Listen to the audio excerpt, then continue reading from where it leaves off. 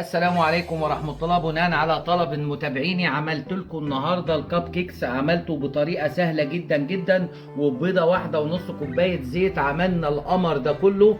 حاجة بسم الله ما شاء الله. واستسمحكم نمشي ورا الفيديو للآخر عشان فيه تريكات وفيه أسرار في التسوية. واستسمحكم اللي ما اشتركش في القناة استسمحوا يشترك ونعمل لايك لكل فيديو ونبدأ الوصفة على بركة الله. السلام عليكم ورحمة الله. يوم جديد وحلقة جديدة من حلقات شيف منصور للطبخ اصول. والنهارده يا جماعه الطلب مني تاني الكب كيكس بتاع المدارس، عايزين نعمله بطريقه سهله جدا وببيضه واحده. ويلا نبدا الوصفه على بركه الله.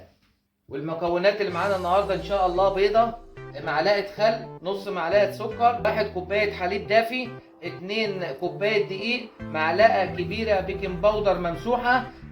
طبعا يا جماعه الوصفه دي سهله جدا وعشان خاطر اولادنا والمدارس. وهتيجي كيكه الخلاط وهنعملها بطريقه سهله جدا. اول حاجه بننزل باللبن بتاعنا، سكر اهو، كل ما ننزل صنف نشغل بالراحه كده اهو. الملح ذره بسيطه جدا، الخل بتاعنا، والفانيليا طبعا عشان خاطر الزفاره. هنضرب ده كله لمده دقيقه.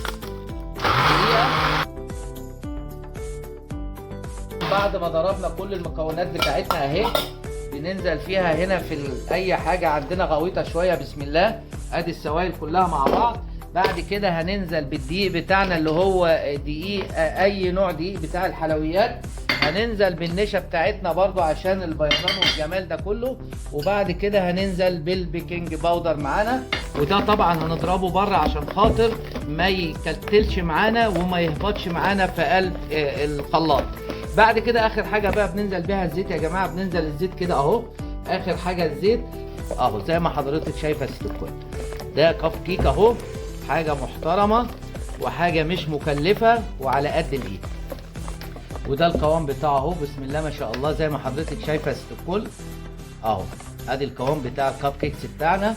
عايزين بقى نحشيه توت، عايزين نحشيه فواكه، عايزين نحط له مكسرات، عايزين نعمله بالشوكولاته، نجيب 2 معلقه كاكاو وواحد معلقه زيت نضربهم مع بعض وننزل على نفس الخليط هيديني الشوكولاته. لكن احنا اتطلب مني الكب كيكس الابيض وبنعمله مع بعض عشان عايزين نعبيه في الفرن بتاعتنا اهو. عندنا بقى الفرن بتاع الكب كيكس وبنحط له ورق الكاسيت. طب انا ما عنديش الكلام ده، لو انا عندي اي بولات سيلفر اي حاجه اشتغل فيها. طبعا عشان اغرفه وما يبهدلنيش بجيب كيس ابيض كده وبحطه في قلب كوبايه عندنا كبيره، وبنبتدي نحط جواه كيس كده عشان نغرفه مع بعض. عبينا الكيس بنقطعه بالمقص وبنبتدي نعبيه بالطريقه القمر دي عشان خاطر ما نبهدلش نفسنا ويبقى الدنيا مظبوطه معانا.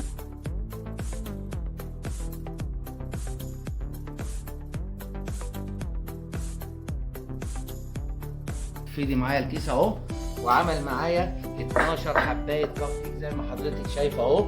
موضوع سهل جدا. هيخش الفرن على 180 درجه، هيقعد معايا حوالي 17 دقيقه على السلك الوسطاني وننتظر مع بعض. طب ممكن نحط حاجه على وشه يا شيف؟ اي حاجه عايزين تحطها على وشه عشان خاطر اطفالنا.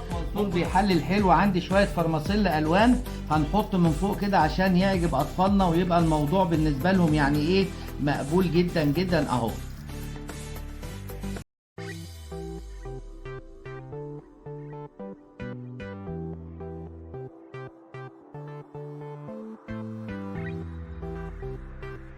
ونسوي على درجة الحرارة اللي قلنا عليها في أول الفيديو.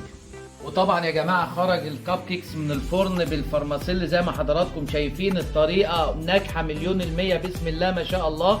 طبعا كانت دي نهاية وصفة الكب كيكس زي ما حضراتكم شايفين، وخرج وزي ما انتم حضراتكم شايفين بسم الله طريقة ناجحة جدا جدا. واستسمحكم اللي ما اشتركش في القناة استسمحوا يشترك ونعمل لايك للفيديو عشان الشيء ده بيساعدني وبيخلينا اكمل. ودمتم في امان الله، والسلام عليكم ورحمة الله وبركاته.